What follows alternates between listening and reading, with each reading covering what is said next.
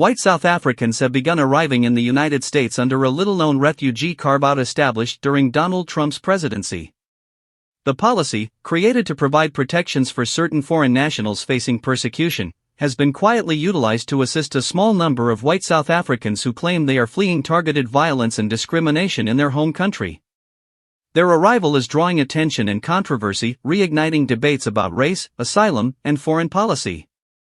Those entering the U.S. under this policy cite concerns over what they describe as deteriorating safety and socio-political conditions in South Africa.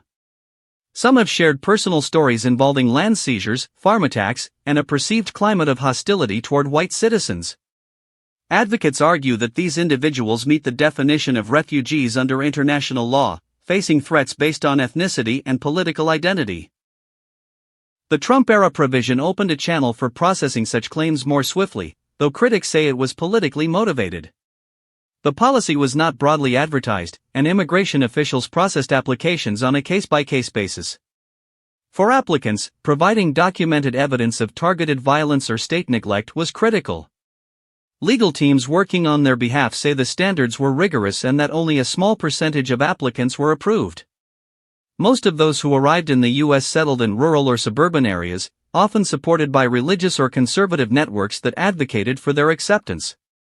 Opponents of the policy have voiced concern that prioritizing white South Africans undermines the core values of the refugee system, which traditionally focuses on groups that are more widely persecuted and underrepresented in global asylum frameworks.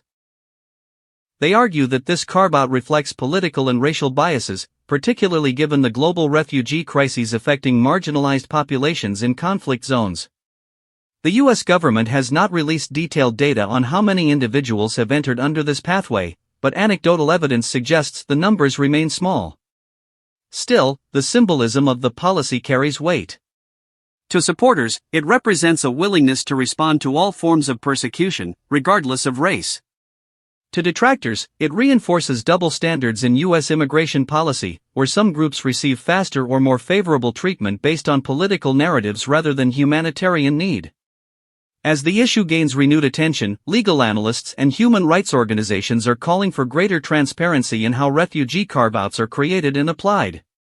They stress the importance of ensuring refugee policy is grounded in consistent principles rather than shifting political priorities. Meanwhile, the new arrivals are quietly building new lives in America, seeking safety and stability after years of uncertainty in their homeland. The debate Saru.